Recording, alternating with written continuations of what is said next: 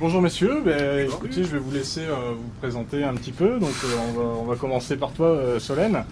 Est-ce que tu peux nous raconter déjà qu'est-ce que tu fais dans la vie, quels sont tes rêves, tes aspirations et après tu vas nous parler un petit peu de l'événement. Donc je te laisse te présenter, on t'écoute.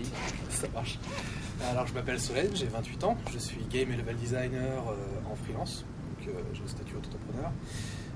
En ce moment, je travaille pour un client en fait sur du serious game en fait, sur un jeu pour la rééducation du périnée. C'est très spécial pour les femmes après accouchement.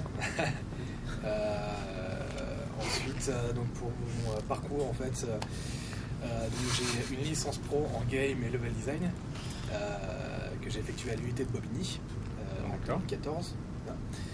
Avant ça, j'étais électromécanicien en usine pendant quelques années, donc j'avais décidé de changer de parcours professionnel, je voulais vraiment vivre mon rêve, créer des jeux vidéo, et donc c'est ce que j'ai fait. Après mon BTS, je suis parti de l'année sabbatique et j'ai fait ma licence.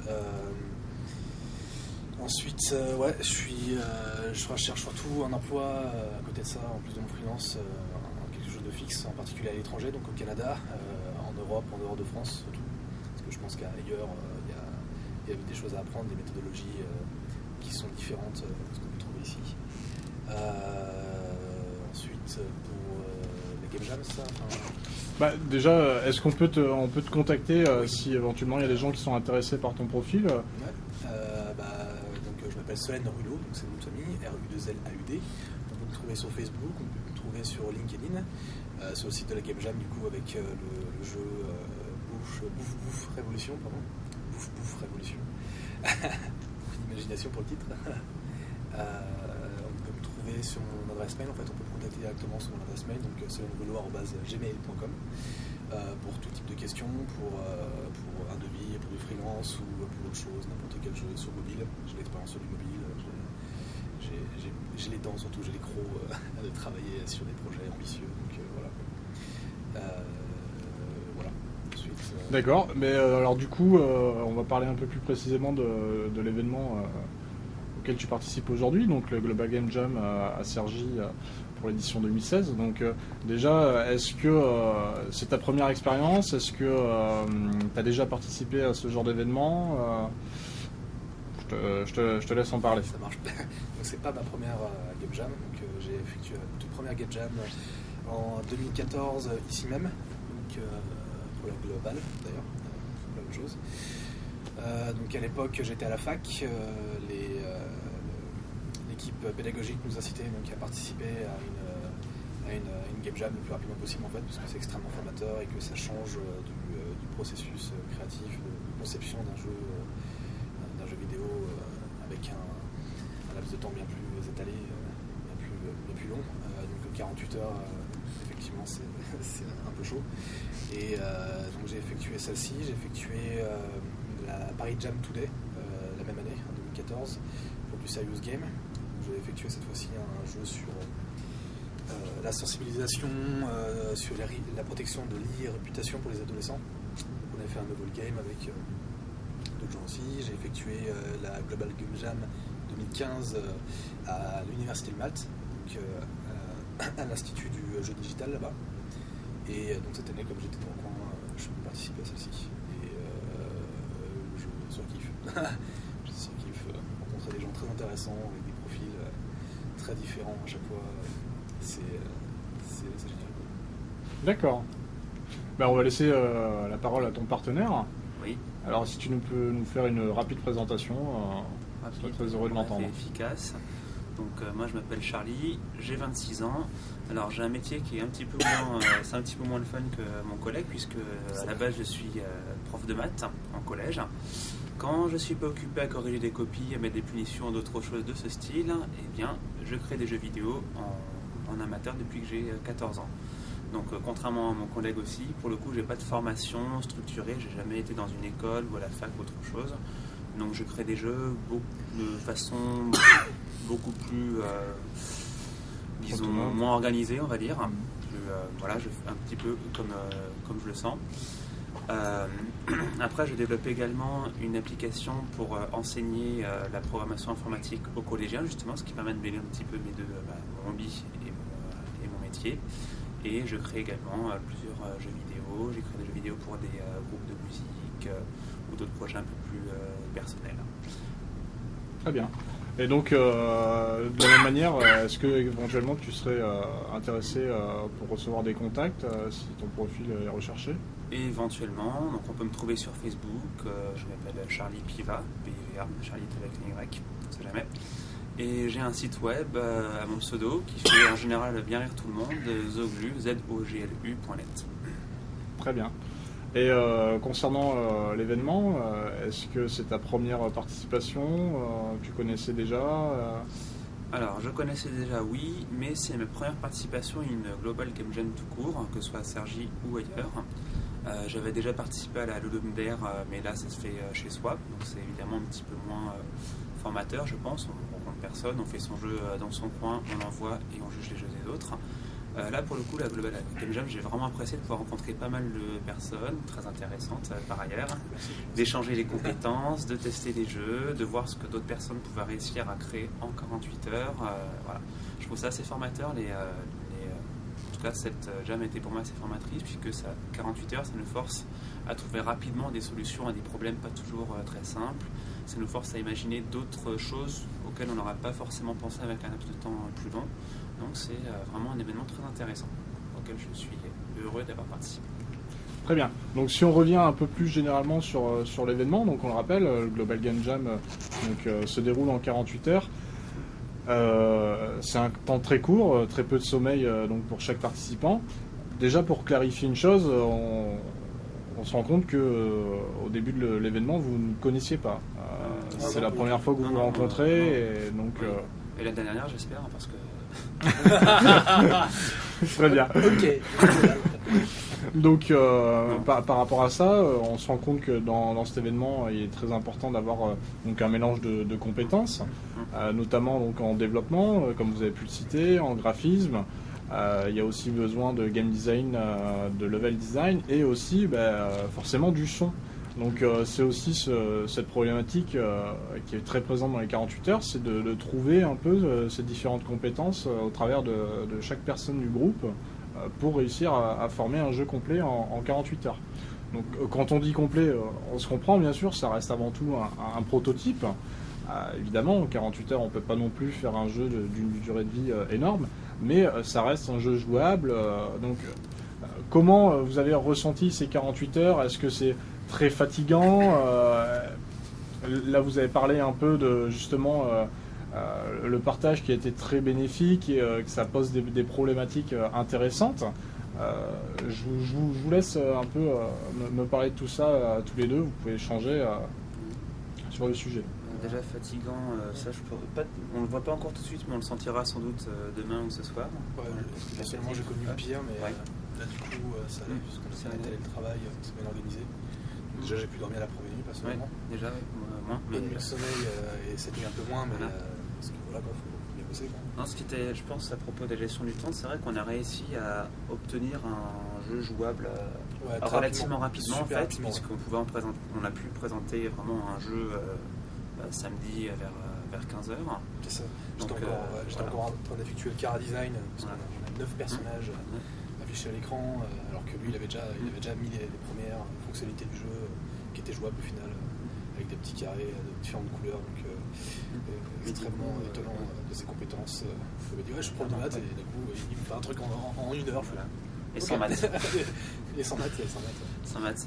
Non mais c'est vrai que du coup, ça, je pense personnellement, dans la première Game Jam, ça m'a rassuré d'avoir quelque chose d'à peu près correct à montrer au bout d'une journée seulement. Du coup, il ne nous restait plus qu'à ajouter d'autres personnages, des décors, peut-être aussi faire des animations pour les personnages existants, rajouter des niveaux. Donc il n'y avait plus qu'à construire sur cette base qu'on avait déjà réussi à obtenir assez rapidement. C'est ça, d'expérience, ton expérience et de mes compétences aussi. En fait, la Game Jam, ça laisse pas beaucoup de temps à l'itération. Donc il faut vraiment définir, vraiment penser tout le jeu sur chaque petit aspect. On n'a pas beaucoup de fonctionnalités dans le jeu, mais vraiment tous ces aspects-là, il faut les retourner pour savoir ce qui va pas, les équilibrer de tête sur papier directement. Donc on va avoir mode pour ça.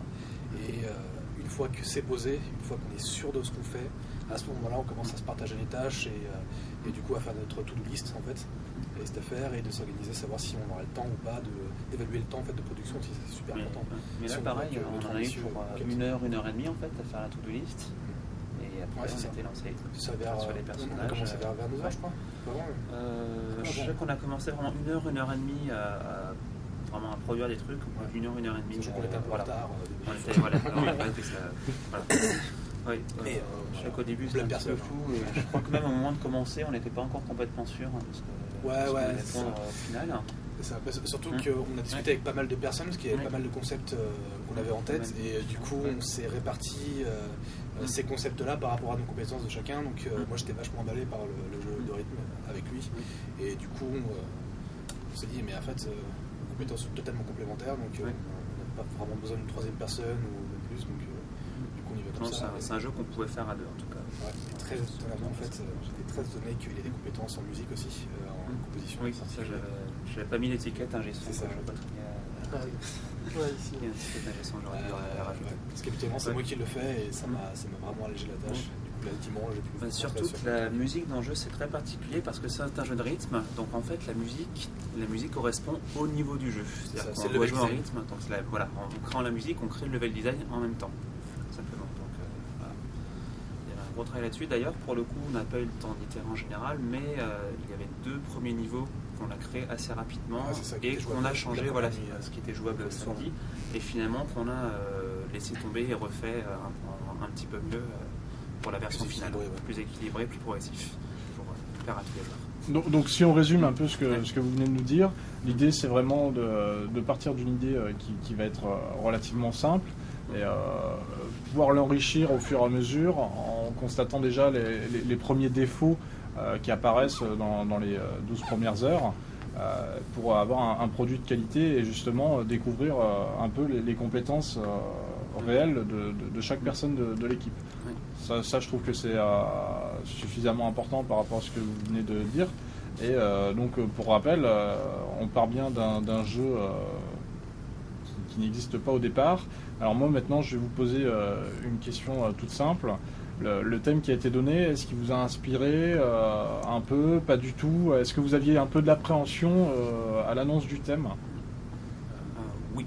Alors, franchement, pour ma part, en tout cas, qui ai fait assez peu de jam, rituel. Je voyais même pas le rapport avec les jeux en général au début.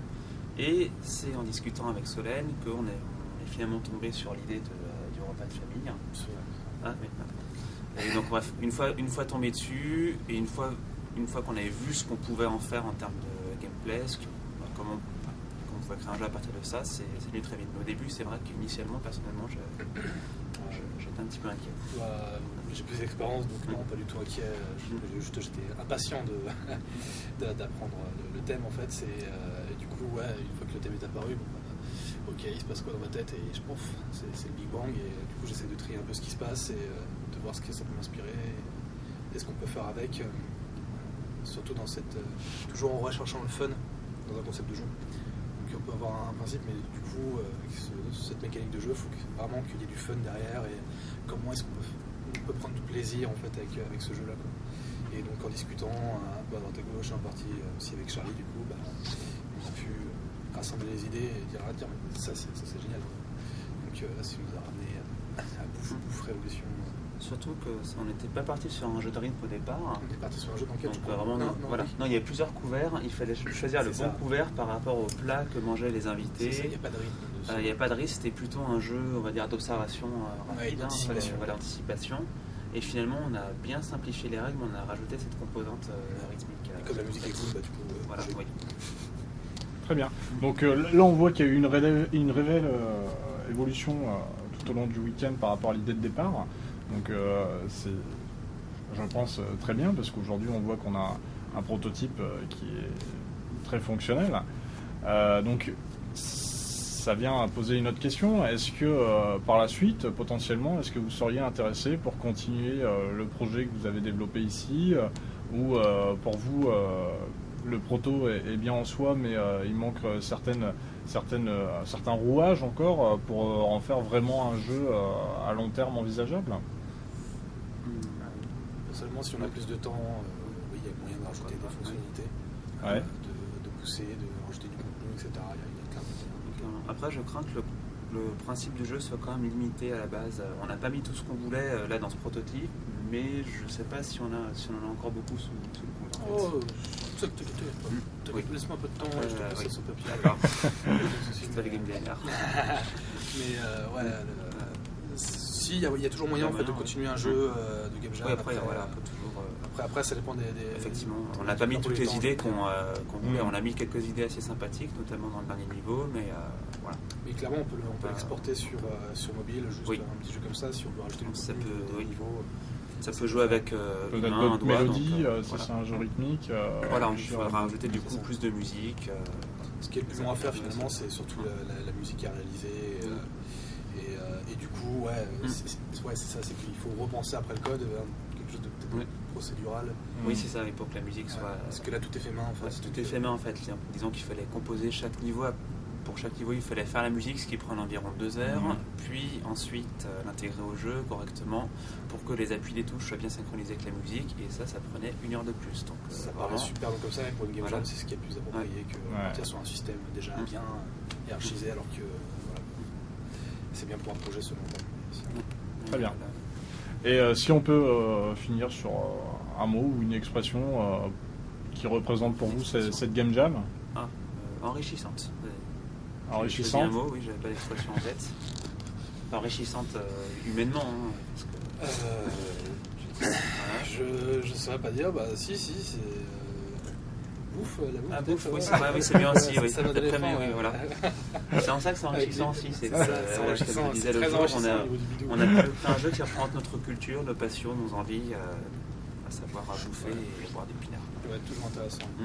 Très bien, écoutez messieurs, on vous remercie et puis on espère que vous avez passé un bon week-end.